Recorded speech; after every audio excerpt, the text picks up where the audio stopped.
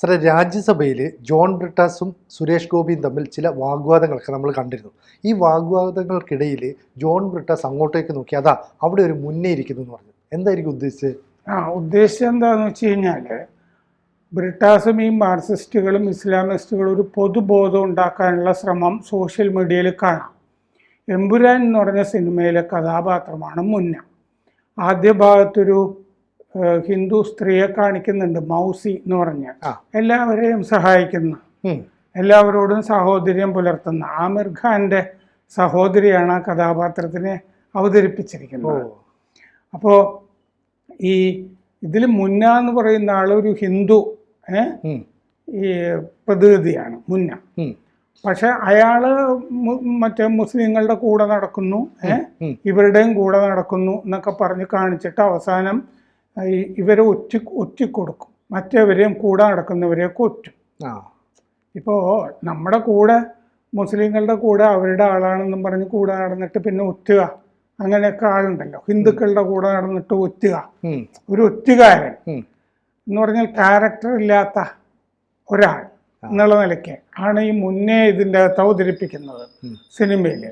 അതാണ് ഈ മുന്ന എന്ന് പറയുന്ന കഥാപാത്രമായിട്ട് സുരേഷ് ഗോപിയെ അവിടെയും ഒരു മുന്നേ ഇരിപ്പുണ്ട് എന്ന് പറഞ്ഞത്.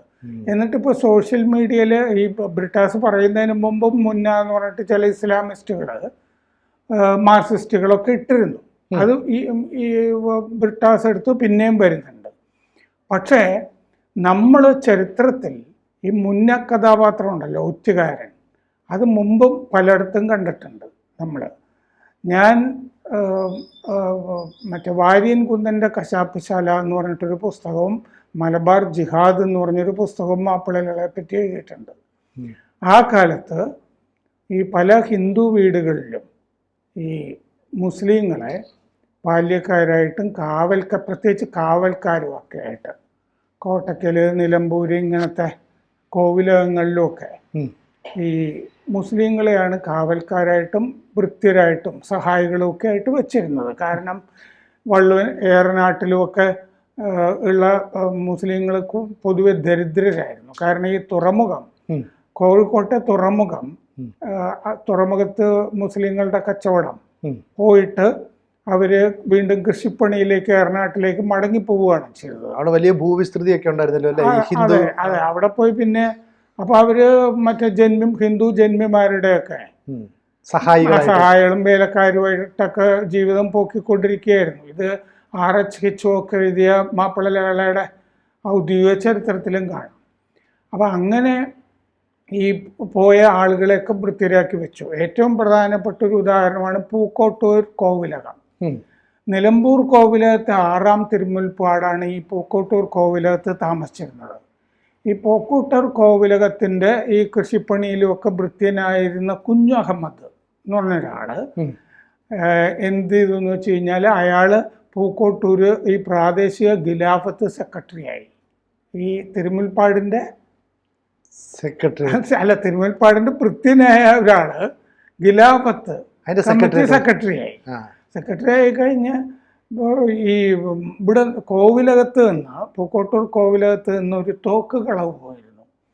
അത് ഈ കുഞ്ഞഹമ്മദ് കൊണ്ടുപോയതാണെന്ന് പറഞ്ഞിട്ട് പോലീസിൽ പരാതി കിട്ടി. അത് കഴിഞ്ഞിട്ട് ഈ കുഞ്ഞഹമ്മദിൻ്റെ പേരിൽ കേസ് വന്നു. കുഞ്ഞഹമ്മദിന് ജോലിയിൽ നിന്ന് പറഞ്ഞയക്കുകയൊക്കെ ചെയ്തു. കുഞ്ഞഹമ്മദ് അയാൾക്ക് കുറേ ഈ ശമ്പളം ഉണ്ടല്ലോ, ആ വകയിൽ കുറേ കിട്ടാനുണ്ട് എന്നൊക്കെ പറഞ്ഞിട്ട് ഈ ഖിലാഫത്ത് സെക്രട്ടറി ആയി കഴിഞ്ഞപ്പോൾ അതിൻ്റെ ഊറ്റത്തിൽ തിരുമുൽപ്പാടിനെതിരെയൊക്കെ നീങ്ങാനൊക്കെ തുടങ്ങി. ഈ ഓഗസ്റ്റ് 19-ാം തീയതിയാണെന്നാണ് എൻ്റെ ഓർമ്മ. 1921 ഈ പൂക്കോട്ടൂർ കോവിലകം ഇവരെ ആക്രമിച്ചു. അപ്പോൾ ഒരു ബാല്യക്കാരനായിരുന്ന ആൾ കൂട്ടം കൂടി ഖിലാഫത്ത് വന്നപ്പോൾ ആക്രമിച്ചൊരു പ്രധാനപ്പെട്ട സംഭവമാണ്. അത് വളരെ വിശദമായി തന്നെ പറയേണ്ട ഒരു ഇതാണ്. പിന്നീട് ഈ പൂക്കോട്ടൂർ യുദ്ധം എന്ന് പറഞ്ഞിട്ട് ക്യാപ്റ്റൻ മെക്കൻറോയ്, ബ്രിട്ടീഷ് ക്യാപ്റ്റൻ വന്നിട്ട് നയിക്കുന്നുണ്ട്. അതാണ് മാപ്പിള ലഹളയിൽ വഴിത്തിരിവായത്. 260 പേര് കൊല്ലപ്പെട്ടു, മാപ്പിളമാര്, ഈ പൂക്കോട്ടൂർ യുദ്ധം. അതിൽ ഈ കുഞ്ഞഹമ്മദും കൊല്ലപ്പെട്ടു. അപ്പോൾ പിന്നെ പൂഴിക്കൽ നാരായണൻ നായർ എന്ന് പറഞ്ഞ ജന്മിയുടെ വീട്ടിൽ നടന്ന സംഭവങ്ങൾ. അവിടുത്തെയും കാവൽക്കാരും ബാല്യക്കാരുമായ ആളുകളാണ് ഈ കുടുംബത്തിന് ഒറ്റിക്കൊടുത്തതും കാണിച്ചു കൊടുത്തതും എങ്ങനെയൊക്കെ വരാം എന്നൊക്കെ ഈ മാപ്പിളക്കൂട്ടത്തിന് ഒക്കെ പറഞ്ഞു കൊടുക്കണം. ഈ പൂഴിക്കൽ നാരായണൻ നായർ 18 വയസ്സ് കഴിഞ്ഞ അപ്പം മാത്രം വിവാഹിതയായിരുന്ന മകളെ ഇവര് തട്ടിക്കൊണ്ടുപോയിട്ട് പല മൗലവിമാർ കൈമാറിയ ചരിത്രമൊക്കെ ഉണ്ട്. അവർ പിൽക്കാലത്ത് ഈ കഥ പറയാനായിട്ട് പ്രായമായ ശേഷം ജീവിച്ചിരിക്കുകയൊക്കെ ചെയ്തിരുന്നു. അപ്പോൾ മാതൃഭൂമിയിൽ ചിത്രം വെച്ചുമൊക്കെ പിൽക്കാലത്ത് അവരുടെ വാർത്തയൊക്കെ വന്നിരുന്നു.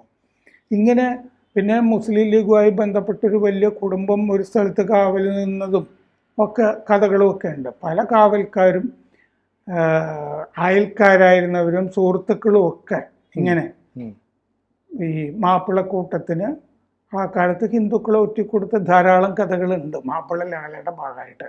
അപ്പോൾ ആദ്യത്തെ മുന്നമാരെ 1921 കാണാം.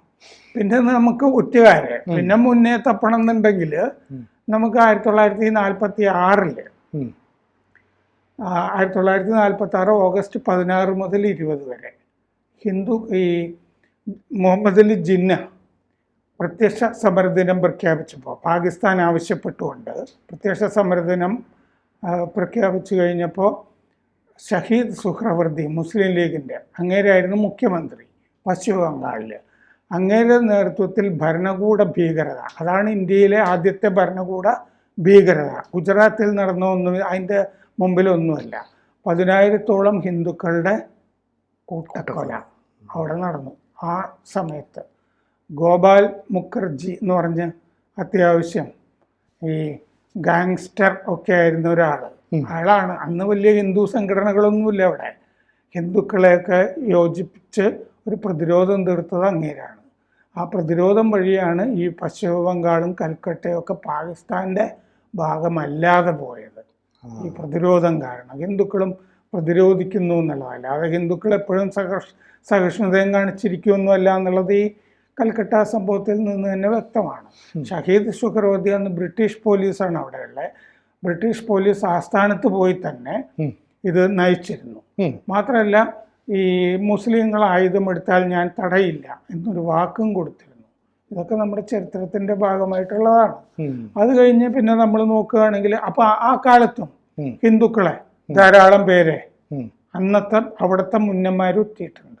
എന്ന് പറഞ്ഞാൽ മുസ്ലിം സഹോദരങ്ങൾ ഇന്ന ഹിന്ദുവിൻ്റെ എന്ന് പറഞ്ഞിട്ട് ഒറ്റിയിട്ടുണ്ട്. പിന്നെ 1948 ജനുവരി 30 ഗാന്ധി വധിക്കപ്പെട്ട ശേഷം 20,000-ഓളം ബ്രാഹ്മണരെ പല സ്ഥലത്തായിട്ട് കോലാപൂർ, നാഗ്പൂർ, സത്താർ ഇങ്ങനെ പല പ്രദേശത്തുമായിട്ട് കൊന്നു. ബ്രാഹ്മണർ മാത്രം, പ്രത്യേകിച്ച് ഈ ഗോഡ്സെ ചിത്പവൻ ബ്രാഹ്മണനായതുകൊണ്ട് അവരെയാണ് ലക്ഷ്യം വെച്ചത്. പിന്നെ സകല ബ്രാഹ്മണനായാൽ മതി. അപ്പോൾ ഇവരെയൊക്കെ ഈ ഒറ്റിക്കൊടുക്കുന്നതുമൊക്കെ അന്നത്തെ മുസ്ലിം മുന്നമാർ ആണ്. അവിടെ അയൽവക്കത്തുണ്ടായിരുന്നവരൊക്കെ അത് ഇന്ന സ്ഥലത്തുണ്ട്, ഇയാളെ ചെരുപ്പെടുത്ത് എന്നൊക്കെ പറഞ്ഞിട്ട്. ഇനി കഴിഞ്ഞ ദിവസം നമ്മുടെ യുവ സുഹൃത്ത് പ്രേം ശൈലേഷ് ഒരു പോസ്റ്റ് ഇട്ടതിൽ കശ്മീരിൽ നിന്നുള്ള കുറേ സംഭവം, ഇതിൽ 1-2 കശ്മീർ ഫയൽസ് എന്ന് പറഞ്ഞ സിനിമയിലും നടന്ന സംഭവമാണ്, കാണാം. അപ്പോൾ അതിൽ BK ഗഞ്ജു കശ്മീരിൽ, അത് കശ്മീരിലെ എൻജിനീയറായിരുന്ന ആളാണ്. 1990 ചോട്ടാ ബസാർ 1990 മാർച്ചിൽ ചോട്ടാ ബസാറിൽ ഒരു കൂട്ടക്കൊല നടക്കുന്നു. തക്ബീറൊക്കെ വിളിച്ചിട്ട് ഈ മുസ്ലിം തീവ്രവാദി സംഘം വരുന്നു.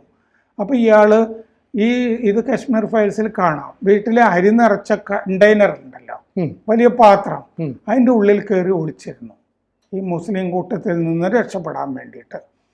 അപ്പോൾ അയലത്ത് ഒരു മുസ്ലിമാണ് താമസിക്കുന്നത്. വലിയ സൗഹൃദമാണ്, വളരെ കാലമായിട്ട് സൗഹൃദമാണ്. അപ്പോൾ അക്രമികൾ വന്നിട്ട് എന്നെ കാണാതെ പോകുമ്പോൾ അവർ പോയി കഴിഞ്ഞിട്ട് എന്നെ അറിയിക്കണം എന്ന് അയൽക്കാരൻ മുസ്ലിമിനോട് പറഞ്ഞിരുന്നു ഈ ഗഞ്ജു. അയൽക്കാരൻ എന്ത് ചെയ്തു എന്ന് വെച്ച് കഴിഞ്ഞാൽ ദേ ഇവിടെയാണ് ഗഞ്ജു ഉള്ളത്, അയാൾ അവിടെ ഒളിച്ചിരിപ്പുണ്ട് എന്നാണ് ഈ മുസ്ലിം തീവ്രവാദി കൂട്ടത്തിനോട് പറഞ്ഞത്. അങ്ങനെ വന്നിട്ട് അവർ ഗഞ്ജുവിനെ കൊന്നുകളഞ്ഞു. ഗഞ്ജുവിനെ കൊന്നുകളഞ്ഞിട്ട് ഈ അരിയുടെ കലത്തിലാണല്ലോ ഒളിച്ചിരുന്നത്, വലിയ ഡ്രമ്മിൽ.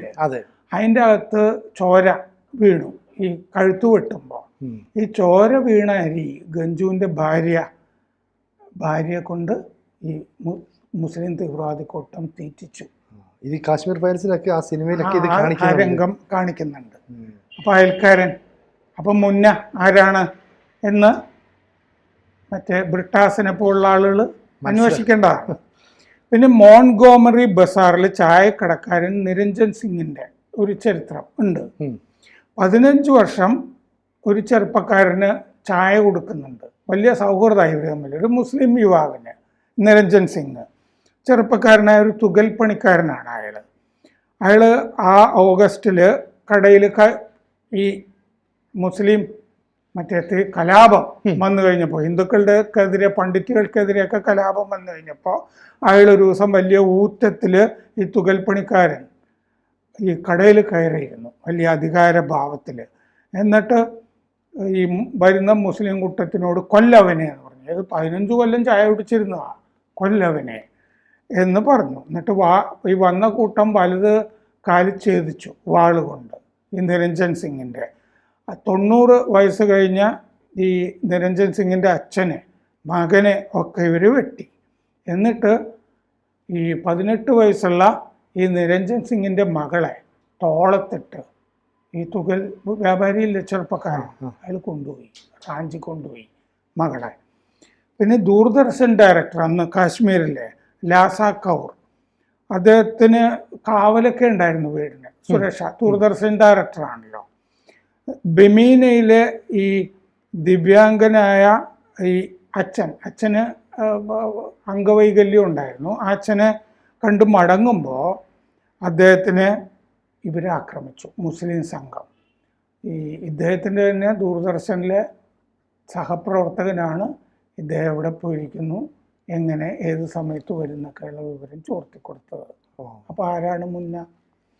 പിന്നെ ഒരു ദരിദ്ര കുടുംബത്തിൻ്റെ അത്താണിയായിരുന്ന ഗിരിജ ടിക്കുവിൻ്റെ കഥയുണ്ട്. അവർ ശമ്പളം വാങ്ങാനായിട്ട് കശ്മീരിൽ ചെന്നു.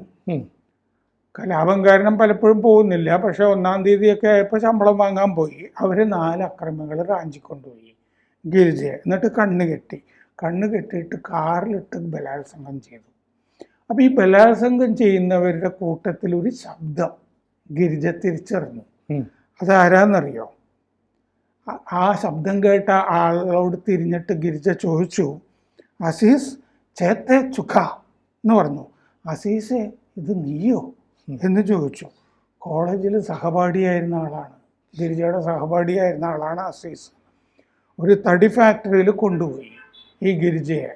എന്നിട്ട് ഈ സോമില്ലിൽ ആ അറക്കവാളില്ലേ അതിൻ്റെ അകത്തേക്ക് വെച്ചു കൊടുത്തു. എന്നിട്ട് ഈ ശരീരം ബലാത്സംഗം ചെയ്ത ശേഷം 2ആയിട്ട് കീറി തടി മുറിക്കുന്നത് പോലെ. ബന്ദിപ്പാറയിൽ ഹിസ്ബുൽ മുജാഹിദ്ദീൻ നേതാവ് ആ കാലത്ത് വലിയ അഭിമാനത്തോടു കൂടി, ഞങ്ങൾ ഇങ്ങനെ ചെയ്തു ഒരു ഹിന്ദു സ്ത്രീ എന്ന് വലിയ അഭിമാനത്തോടു കൂടി പറയുകയും ചെയ്തിരുന്നു. കമലഹാസൻ്റെ ഹേർ റാം എന്ന് പറഞ്ഞ സിനിമയിൽ വിഭജനം ആ സമയത്ത് സാകേത് റാം, ശ്രീരാമൻ്റെ പേരായിട്ടിരിക്കുന്നത് സാകേത് റാം. ഈ സാകേത് റാമിൻ്റെ ഭാര്യയുടെ മുറി ഈ മുസ്ലിങ്ങൾ വന്ന് തുറക്കാൻ ശ്രമിക്കുന്നുണ്ട്, വീട് ഇടിക്കുന്നുണ്ട്. അത് കഴിഞ്ഞ് അവരെ റേപ്പ് ചെയ്യുന്നു, കൊല്ലുകയൊക്കെ ചെയ്തിരുന്നു. ആ കൂട്ടത്തിൽ ഇവരുടെ പഴയ അയൽക്കാരൻ അൽത്താഫ് ഉണ്ടായിരുന്നു. ഹേറാം സിനിമയിൽ കാണാം. അപർണ, ഈ ഭാര്യയുടെ പേര് സാകേത് റാമിൻ്റെ. അപ്പോഴാണ് ഈ അതുവരെ സാത്വികനായിരുന്ന ഈ സാകേത് റാം ഈ സാത്വികത വെടിയുന്നത്, ഈ അഹിംസ വെടിയുന്ന നിമിഷമാണത്. അപ്പോൾ പൊതുവെ കമലഹാസനെ ഈ കൂട്ടത്തിലൊക്കെ കാണാം, ഇല്ലേ? പിണറായി വിജയൻ്റെ വീട്ടിലൊക്കെ കാണാവുന്നതാണ്. പക്ഷെ കമലഹാസന് ഒരു സിനിമയിൽ സത്യം പറയേണ്ടി വന്നു. വിഭജന കാലത്ത് എത്രയോ ഇതുപോലത്തെ കഥകൾ നടന്നിരിക്കുന്നു. പാകിസ്ഥാനിലെ ഹിന്ദുക്കൾ, വിഭജിച്ചു പോയ പാകിസ്ഥാനിലെ ഹിന്ദുക്കൾ ഇല്ലേ, റിലീഫ് ട്രെയിനുകൾ കത്തിച്ചത്, അഭയാർത്ഥി ട്രെയിനുകൾ. അപ്പോൾ വെറുതെ ഇരുന്നിട്ട് ഒരു സിനിമ കണ്ടിട്ട് എന്ന് പറഞ്ഞിട്ട് പൊതുബോധം ഉണ്ടാക്കാം എന്നൊക്കെ മാർക്സിസ്റ്റുകളും ഇസ്ലാമിസ്റ്റുകളും വിചാരിച്ചാൽ നടക്കുന്ന കാര്യമല്ല. കാരണം ചരിത്രം ഇങ്ങനെ തിളച്ചുകൊണ്ടിരിക്കുകയാണ്, ഇതൊക്കെ ആളുകൾക്കറിയാം. അതുകൊണ്ട് ബ്രിട്ടാസ് കുറച്ച് പുസ്തകങ്ങൾ വായിക്കാൻ ശ്രമിക്കുന്നത് നന്നായിരിക്കും. കൂടുതൽ വാർത്തകളും വിശേഷങ്ങളും നിങ്ങളിലേക്ക് എത്താൻ ABC മലയാളം സബ്സ്ക്രൈബ് ചെയ്യുക, ബെൽബട്ടനും അമർത്തുക.